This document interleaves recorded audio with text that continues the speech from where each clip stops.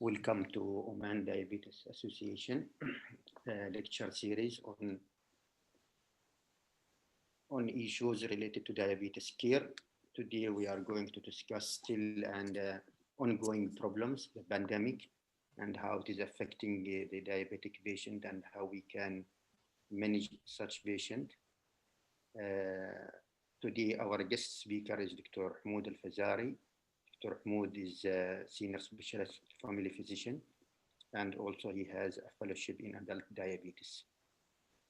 So Dr. Humoud, welcome and thank you for giving us the opportunity to be with us today and share with us an important topic.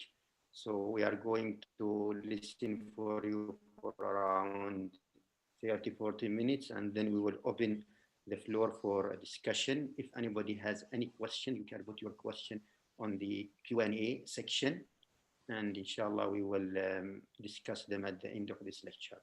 So Dr. Humoud will come again and we can start now. Assalamu alaikum wa rahmatullahi wa barakatuh. Thank you, Dr. Ahmed. Thank you, Saud. Thank you, Nabila, for organizing such event. And thank you for the Oman Diabetes Association for this opportunity to give you a speech about the diabetes management and COVID-19. So we'll try to be fast because there is so many slides, and I hope, inshallah, you will benefit from my presentation. First of all, we'll go through the, I don't know, first of all, my voice is very clear for you?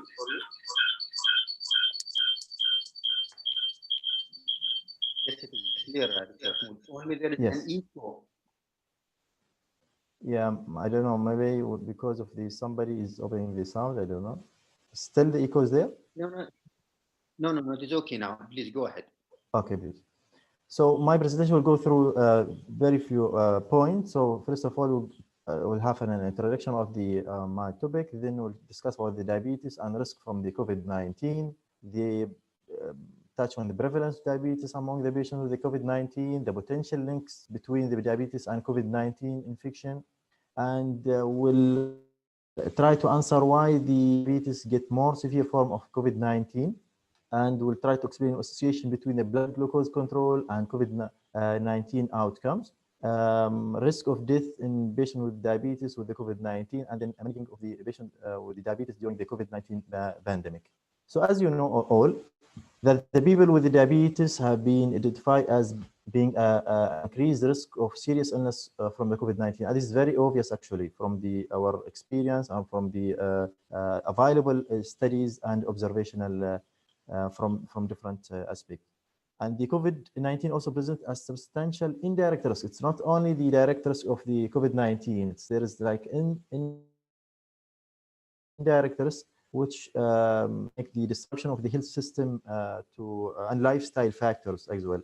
So, and the evidence related to the COVID-19 and diabetes in general limited, but it's continuing to be emerged because the duration of COVID-19 is still, yeah, it's almost around 1 year. And we need time to have well-structured like studies to make sure of some of the issues that have been raised related to the diabetes and COVID-19.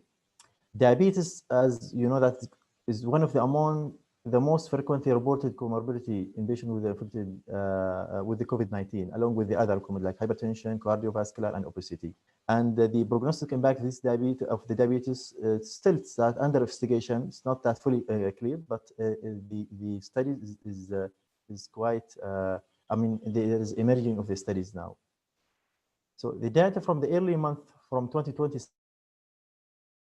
is that the most people with the severe infection have a comorbidity, mainly diabetes, cardiovascular, and hypertension. So the diabetes is considered as very poor prognosis for those who are suffering from the severe complication of the COVID-19. And the study have also shown that the COVID-19 is associated with the hyperglycemia, particularly in the elderly with the type 2 diabetes. And this is we're going to discuss it later on, whether the hyperglycemia precedes the COVID-19 infection or the other way around, like other disease.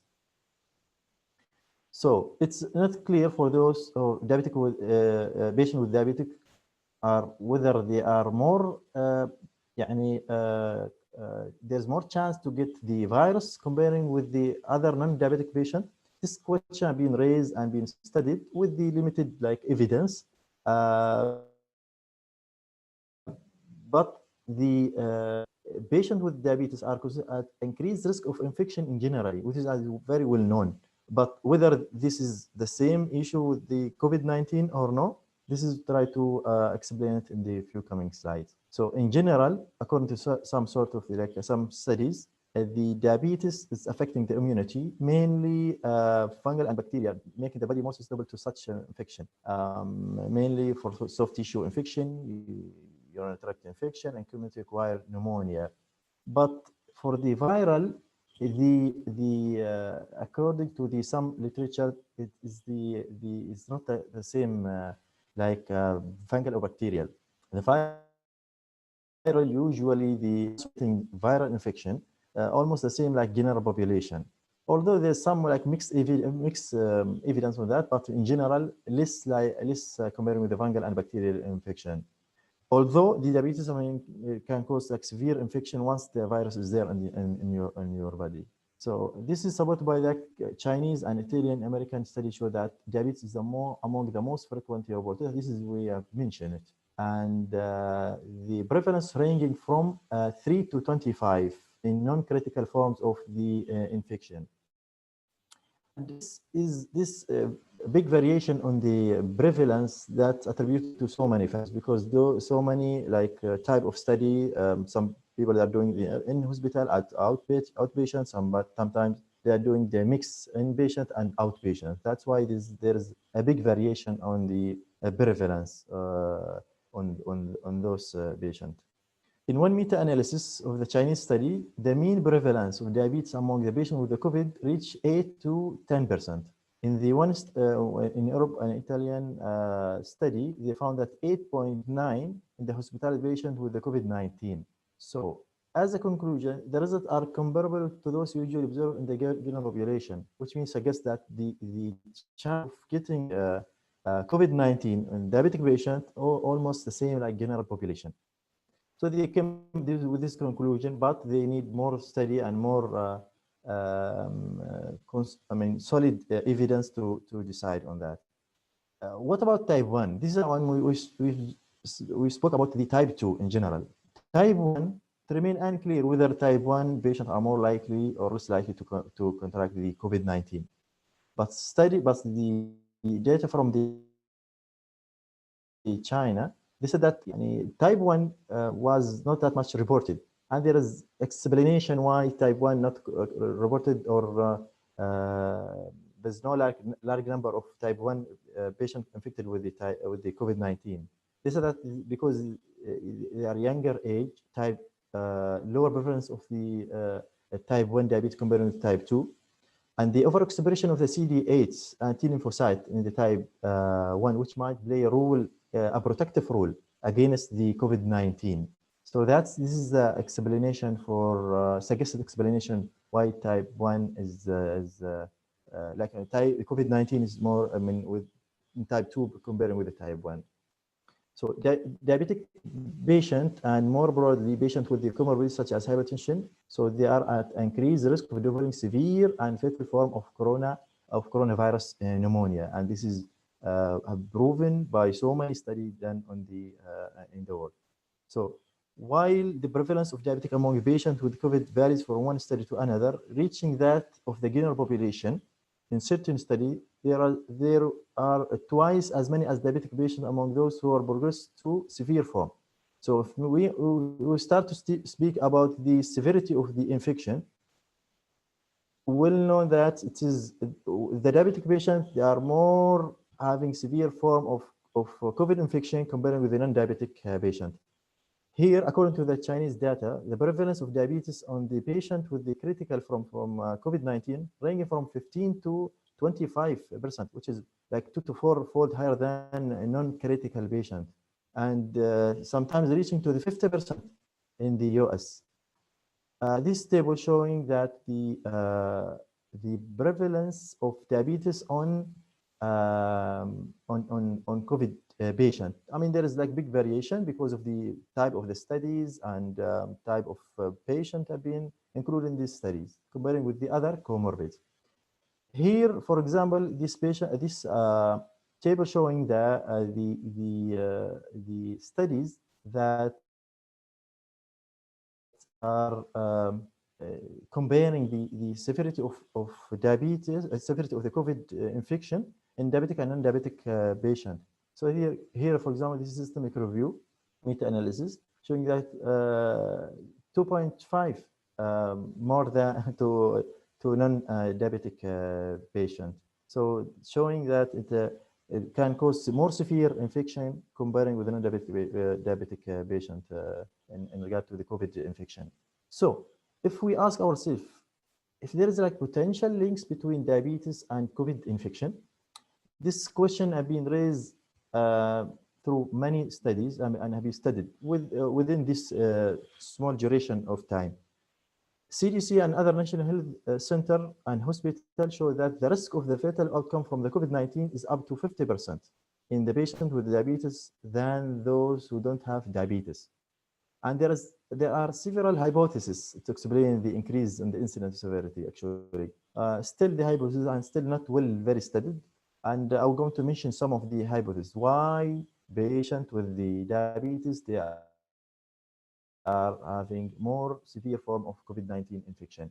First of all, they said that it is the defect in the innate immunity affecting the phagocytosis, neutrophils, chemotaxis, and cell-mediated immunity. This is the main, I mean, you know, the nature of diabetes. They can as well affect the endothelial cells and can affect the immunity. Higher prevalence of type 2 diabetes in older people, which they are more fragile group of patients. Diabetes in older age associated with the cardiovascular disease, which itself could help to explain the association between fatal outcome. It could be this cardiovascular, it could be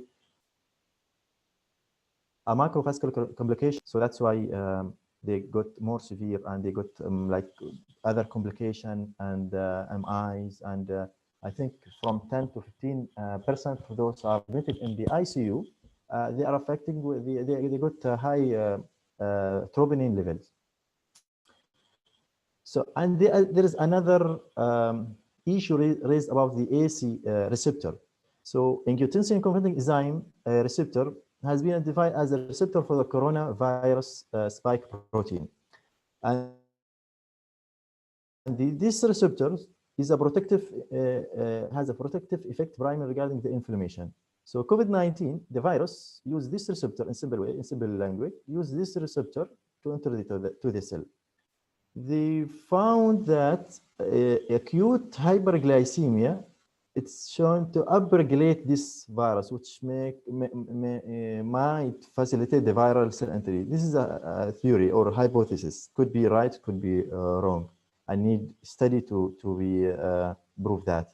So this is acute hyperglycemia can cause upregulation of that virus, which facilitate the virus. The chronic hyperglycemia can down regulate that receptor, which will lose the effect of the inflammation, protective effect of that receptor. So in both ways, acute hyperglycemia and chronic hyperglycemia have a negative effect on the severity of infection and facilitate the effect, the negative effect of the COVID-19. Those receptor found as well in the beta cell of the pancreas, which produce the insulin. So there is a direct effect on beta cell function through the it's the study here done on the mouse, but still not done on the human. The question he was raised: can COVID-19 virus cause diabetes because of this theory? So there is a receptor in the beta cells which can be destroyed by the virus and can cause either type 1 or can exacerbate type 2 diabetes. I'm going to discuss this issue later on, inshallah. Can COVID-19 cause diabetes? So diabetes might not only be a risk factor for severe form of COVID-19, but also that infection could induce a new onset diabetes. This is explain it. Now there is a receptor in beta cells can be destroyed.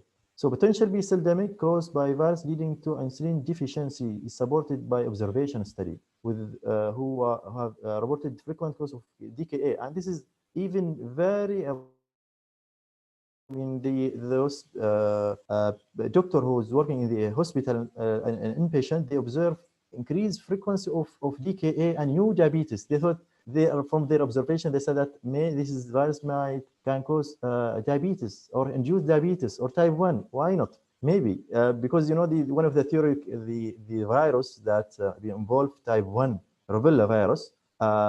This is can be behaving like that virus, but we need time to prove that or disprove that. Another important observation noted from the various center in different countries affected COVID-19 is the tremendous insulin requirement in patients with the severe course of infection. This is observed from the different study. To what extent COVID play a direct role in this high insulin resistance was unclear, but so many doctors, I mean, there's different study document that there is a tremendous insulin requirement, whether this virus has direct effect of insulin resistance or because of the destruction of beta cells or because of stress hyperglycemia or something it's not clear till now. So another potential mechanism that might explain the link between COVID-19 involve the DPP4, dipeptidase enzyme. I'm not going to explain what's that DPP4. I'm very well known to the doctor, which is commonly targeted pharmacologically in people with the type 2 diabetes. So how is that? This receptor considered as they found it as functional receptor for human coronavirus, and it's play a major role in glucose insulin metabolism, but also increase the inflammation in type 2 diabetes. This receptor. So if we block that receptor, they might have theoretically they might have a benefit uh, uh, from the blocking that receptor. We might have benefit in case of COVID-19 infection. So if this mechanism translates to the SARS-CoV-2, the use of this agent could reduce DPP4 concentration and could provide therapeutic opportunity for the treatment of COVID-19. That's why in the coming slide, I'm going to mention that one of the recommendation is that to continue using DPP4 medication, even in those who are having severe form of infection COVID-19 because of that. So why patient with diabetes gets more severe form of COVID? Another factor is the fever is less frequent, which could delay the initial diagnosis, which so the patient will reach very late to the hospital. And diabetic patient had more pronounced biological abnormality, including elevated inflammatory biomarker like CRP and interleukin 6. Another factor is the obesity. يعني obesity has endless complication. يعني it's very obvious that obese people, in regard as even diabetic or not diabetic, they are one of the risk factor actually for death and for to have a severe form of COVID-19. And diabetes and obesity is most of the diabetic patients either overweight or obese. And those doctors are working in the ICU and using the invasive ventilation. They know what how to deal with the. I mean, they know the difficulty of having a ventilation, invasive ventilation in obese patient comparing with the non-obese patient. So they can lead to the specific risk of ventilatory failure and complication during mechanical ventilation. So this is indirect. Obesity can cause, can have more severe form, and the rate of death is more. So individual with obesity or with diabetes has an altered innate and adaptive immune response characterized by chronic and low-grade inflammation. This is another factor because of the obesity. And obesities have, associated with the physical inactivity as well, leading to aggravated insulin resistance. This condition per se impair immune response against microbial agent. So now what are the association between the blood glucose control and COVID outcome? Still not that much clear, but there is some few studies have been conducted with this regard. One here, the retrospective study of the 451 people with the COVID with the diabetes or hyperglycemia from the US reported that people with the uncontrolled hyperglycemia had longer length of stay and higher mortality compared with people without diabetes or controlled hyperglycemia. And this is right for, it's not only for COVID in general. Those people who are admitted in the hospital as inpatient, if their blood sugar not controlled, they have more complication, more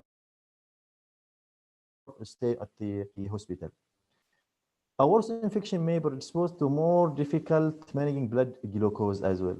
And the causal mechanism behind correlation between glucose control and worse COVID outcome is still unclear. Here, the question raised whether the hyperglycemia precedes the sign symptom of the COVID, or the other way around, the COVID then hyperglycemia develop. So the picture is not that clear, and I've come across to the article when they said sometimes the early manifestation of COVID is the fluctuation on blood sugar, if there's no other reason. Two recent UK study reported that diabetes was independently associated with the higher risk of death, which increased with the hemoglobin A1C. I mean, this is good with from our experience, and the more very bad control, this will lead to more complication. So, what about the risk of death in patients with diabetes with the COVID-19? According to the Chinese data, on more than 70,000 cases, the overall mortality linked to the COVID was 2.3 versus 7.3 in diabetic patients. Very obvious difference. And according to the Chinese and Italian study, most of the severely ill or diseased patients COVID had more than 2 to 3 chronic underlying disease along with the diabetes. Another study found that diabetic patients died much more often than non-diabetic patients, 10.8 comparing with 3.6. And I mean, no need, I think, for the other study to prove. It's obvious. Most, I think, I'm not sure about most of the death, I mean, the comorbid hypertensive, diabetes, and obesity, and cardiovascular, the comorbidity. It's not only the direct effect, there is like indirect effect, as you can, if you can, you observe that there is interruption in the health service at the level of the primary health care or secondary or tertiary. And this, it will affect some cases to access to the medication, to some care, to those patients. So it will be affected, of course. And the outcomes not only it's for short term, it's maybe for long term as well. And we have to be ready. Actually, it's not only that the corona will go and everything will come normal. No, we have to be careful, and we have to watch out for waves of complication of the non-communicable disease, including diabetes, in the coming month or years because of this event. In the US, for example, there is a survey conducted in patients with diabetes found more than a third of respondents reported their diet is now less healthy, and half report exercising less. This is during the COVID infection. I mean, now in Oman, alhamdulillah, the number is coming down, but in the other countries, Western countries, for example, still the number is very high. The isolation are likely to increase the rate of anxiety and depression, and we observe this very clearly from our patient actually, and they are and this can lead to the poor adherence to the medication, worsening the risk factor for the control of blood sugar.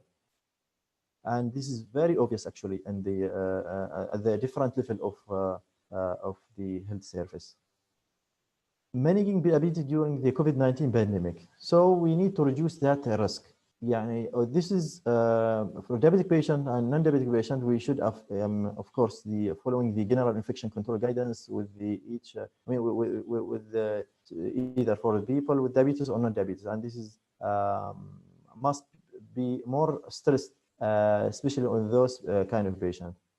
Regarding more frequent blood glucose monitoring, there is suggested, but not like consolidated with the very strong evidence till now. But it's from our experience, they should have more frequent blood glucose, more care of for monitoring blood sugar, and having better control.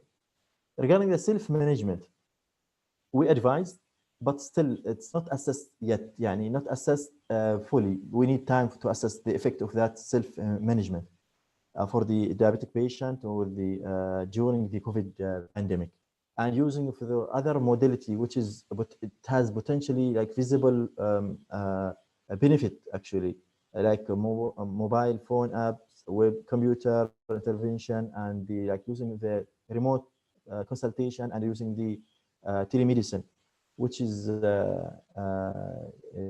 it's very important with such a situation. Here's some suggestion of how to deal with the some point to need to concentrate for those patients as outpatient care. For example, here we need to encourage patient about the importance of optimal metabolic control, optimization of the current therapy, and caution of the premature discontinuation of the established therapy, and utilization of the telemedicine and other modalities which can help to maximize the self-contentment. This is for the inpatient. I'm not going to discuss it. This table showing that what we can do, or what the policy and guideline and protocol we can put in order to organize the care, because there is indirect consequences of the COVID-19. And this is guideline at the level of the primary healthcare. At the beginning of the pandemic, there's different guidelines just to organize what kind of patient we should see in routine basis, what kind of patients should be asked to have not to come to the institution, or what things that what measures that done to minimize the patient existence in the health center and polyclinic, in order to get not to expose the patient to the virus. And I guess I'm not going to throw it, because I mean we applied it here in Oman, alhamdulillah, and we monitor that application of that guideline. And now, because of the number of cases is coming down, we are going back to our normal life with the precautions. Regarding the mental health and diabetes-related distress, of course, it's very stress, very obvious that the patients start to suffer from the depression, suffer from the anxiety, isolation, lockdowns, so many factors that lead to the mental impairment and or distress, and which is affecting negatively to the control of diabetes. And we should tackle that. And there is like mixed evidence on the intervention to reduce diabetes-related distress. I mean, some of the evidence that there is intervention which can benefit, but there's no like big, I mean, like strong evidence. In general, we need to ask the patient and teach the patient to follow the standard sick day rules. This is the rules mainly for type 1 diabetes, but it's applicable to type 2 diabetes, where there's the patient coming to come through the stress because of the infection. In general, he should check more frequent blood sugar, and he has to take his medication, insulin, oral medication, and watch out more, be careful for his diet, and to check his urine ketone in case of hyperglycemia, just to watch out for the DKA. Regarding the medication, most COVID-19 related consensus statement recommend stopping metformin and sodium glucose co-transporter inhibitor during the acute illness and following the sick day rules. And we're going to, regarding the metformin, of course, the well-known, it is, though, despite it's low, but there, lactic acidosis. So in those who are having severe form, we advise not to continue metformin. And why we are stopping SGLT2 inhibitor? Because there's one of the complications the patient can have eglycemic DKA. So better to avoid SGLT in such patient with the especially in inpatient with a severe form of with the severe form of the COVID-19 infection. So this drug should be discontinued for patients with severe symptoms to reduce the risk of acute metabolic decompensation. Discontinuing this drug is not recommended prophylactically for outpatient with diabetes without any symptom of infection or in the absence of evidence for serious COVID-19 infection. And we should, I mean, another issue that this kind of medication can affect the kidney sometimes, and there is a, the 30% of those are in the ICU because of the COVID-19. They have start to have renal impairments. So this is another factor tell us that not to continue metformin and SGLT. Regarding GLP and DB4, we have a slide will explain it. Insulin in general is the best drug to be as inpatient and to in such in severe form of diabetes. The DBP4 and the GLP and insulin are the preferred option, in particular for hospitalized patients. We know that DBP4 because it is we have explained it in the previous slide why is the DB4 we recommended, and GLP as well, but we're going to explain about the GLP later on. So the glucagon-like peptide was shown to counteract the down-regulating effect of diabetes on pulmonary expression of the ACE inhibitor in the rats without like influencing glucose or insulin. That's why I've been recommended to continue. I mean, theoretically, it's down-regulating the AC, counteract the down-regulation of the AC inhibitor. And it were also shown to have anti-inflammatory effect, can reduce lung inflammation in murine models for experimental lung injury. In the human, GLP reduce circulating inflammatory biomarkers in diabetic and or obese patient, while insulin reduce these biomarker in the critically ill patient. So this is the rationale beyond why we should recommend GLP and insulin and DPP4 for those patients. Yes, the pegloticase was also shown to upregulate ACE inhibitor, which is facilitate the viral entry to the cells, so it's not recommended. So type 1 diabetes, we should have like special consideration. I mean, they are more susceptible to the DKA, and we observe from our colleagues and from the international studies that the rate of DKA is started. This is because of different reason, and the main reason here is of the delay. Sometimes delay hospital admission. The patients sometimes will think that I'm not going to the hospital because of coronavirus, and this delay they can bring them with a severe state of DKA. And this is very important to educate patients with this, especially type 1, with special concern in the following the sick day rules on those patients.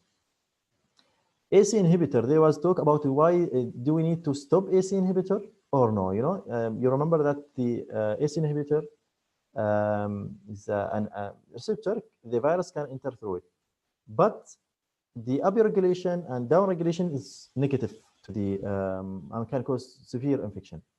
So the ACE inhibitor can increase the expression of the ACE, which could decelerate the entry of the virus. So do we need to continue or no? So treatment with ACE inhibitor and incretin receptor blocker could increase the expression. On the basis of the currently available evidence, patients should continue with their antihypertensive regimen, including ACE inhibitor and incretin 2 receptor. And this is, recommended by European Society of Cardiology and Heart Failure Society of the American College of Cardiology, and other. So continue the ACE inhibitor. No need to stop it.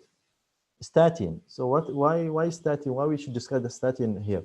So statin have been shown to restore the reduction of ACE induced by high lipid, such as low density lipoprotein, and it has anti-inflammatory effect. So should it be discontinued because the long-term benefit is there, and no need to stop statin on such situation. Regarding the management on the hospital, a narrative review suggests insulin is the preferred agent for control of hyperglycemia in this context. And this is very important. I mean, don't wait to patient to reach the severe state of COVID-19 infection. You need to shift the patient to the insulin, and because the preferred type of medication for those patients. So what about after the COVID-19? There is, like, we don't know when this pandemic will finish, but hopefully it will finish soon, inshallah. And the disruption that arise can lead to the increased hemoglobin A1C in those affected up to 16 months or later even. So we need to be ready for such waves and the non-communicable disease, and we are expecting in the coming months or years that the consequences of that lockdown and the measure we've been taken because of the COVID-19. So a lack of access to routine healthcare is leading cause of morbidity and mortality. That's, for example, if patient got complication of diabetes like macro or microvascular vascular complication, and he got, for example, no proper access to the institution where he can, for example, he got an MI and he is the surface or the it's interrupted. So this will lead to more death and more complication. Here, should diabetes be screened in patients with the COVID-19? Actually, no, like solid evidence, but in general advice, yes. If there's patient present with the COVID-19 for the inpatient with this like moderate to severe infection, consensus that they said that they recommend to screen for diabetes because one of the poor prognostic factor being a diabetic patient.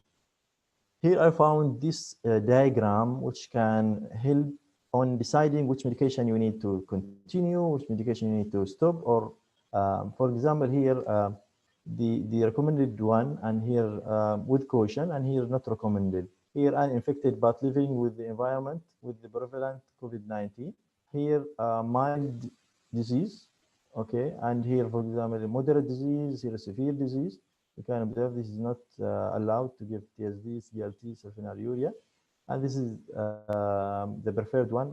We need to continue the insulin and DPP-4 inhibitor. We don't forget that the medication which have been used to treat COVID-19 and can affect blood glucose. For example, here for sometimes the chloroquine and hydroxychloroquine have been used, and this medication can cause hypoglycemia, and so that's why we need to adjust the medication, the anti-diabetic medication. Steroid have been used for that and can cause hyperglycemia. Here, TNF inhibitor can cause hypoglycemia. So such medication we need to be careful with this medication in regard to the hyper or hypoglycemia, and we need to modify the patient medication. So in conclusion, there are currently no data showing an increased risk of contracting COVID-19 in diabetic patient. Diabetic patient requires special attention since diabetes is associated with the higher risk of severe, critical, and fatal form of COVID-19. Ongoing study will make knowledge about the COVID-19 in diabetes patient possible to better define the profile. This is the end of my presentation, and I hope that you benefit from it. Thank you very much, Dr. Humoud. It was very enlightening and very comprehensive, and I'm sure all of the attendants has enjoyed your talk. We have until now one question if you would like to address, but I think you already covered this one about the medication that should be stopped during the infection of COVID in diabetes. Maybe you can. I will read it, or high through that sodium glucose inhibitor and metformin must be withdrawn in patients with that are high risk for COVID-19. Instead, insulin must be started together, or medication must be changed to any. This is answered. So metformin and SGLT advised to stop it, but not prophylactically. But this is for those patients with the COVID-19 with the severe infection. Or in general, we can say that who need the inpatient service. But for outpatient and as prophylactic, no, not recommended. The best drugs, insulin here, would be before there is some sort of evidence to continue it. Excellent. Only just want to tell everybody, if anybody wants to ask questions by talking, they can only raise their hands if they don't, because some people they don't want to write. So if they want to ask question by their voice, just they can raise their hand, and I will allow them to talk. My question, another question we have is that diabetes control is difficult with normal situation. Right. So when we get the COVID, it's a serious infection. And in addition to that, the circumstances of the quarantine and the distancing and so on makes the control is even more difficult. Right. So when do you think that such patients should be admitted? Because many patients they die because of maybe hypoglycemia or hyperglycemia at home. So when they should be admitted actually when they have a COVID and diabetes, especially if they don't have respiratory symptoms, because many patients they don't get admitted because they don't have any flu-like symptoms. Yeah, the diabetes itself is a very complex disease and can target any organ in the body. And the immunity is different little bit from the non-diabetic patient, and the response to such infections could be different. So that's why there is like a delay in fever, for example, on those patients. So our high index of suspicion, and we should have our threshold different from the other non-diabetic patient for the admission. If you ask me, if comparing one young man with the symptoms and the other is diabetic with the same symptoms or even less, my threshold is different for admission comparing with that with no comorbid disease. So the decision here with regard to the diabetic parameters, of course, if there is like any sort of impending DKA or very high blood glucose, and I might advise for admission for control of till the result of the investigation is there. So of course, we need to have a special concern, a special attention to such patient. Okay, we have another question here. For those who got the infection and found to have high hemoglobin A1C, how frequent should we follow them up? And can the level of DM stopped later? Yeah, the A1C here, the A1C, if it is high, I mean, it's so kind of it reflect this is 3 months back, so it's not because of the COVID. So, for example, if you find A1C like 9 and or 10, this doesn't mean he got diabetes 2 3 days back. So this is maybe a month or years, even years. So if patient have been admitted for COVID and we found that is diabetic, and we need to manage both conditions, and we with the after we initiate the proper management plan regarding, for example, insulin. We initiate insulin. We need to repeat that after 2 to 3 months A1C and see the response. Excellent. Maybe we didn't touch on the issue of vaccine. Vaccine is almost on the way. Yeah. So any advice particularly for diabetic patients regarding the vaccine, especially maybe those who already got the infection?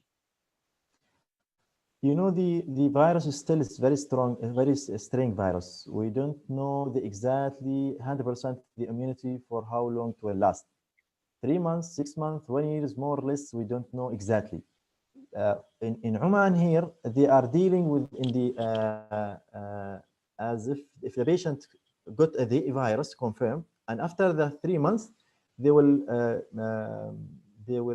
consider him as having no infection. So the for diabetic patient, they consider as one of the highest group that he should receive the vaccine. actually, and recommend patient to receive the vaccine. And this is depend on the regulation. Of course, it will be I mean, um, done by the Ministry of Health and higher authority.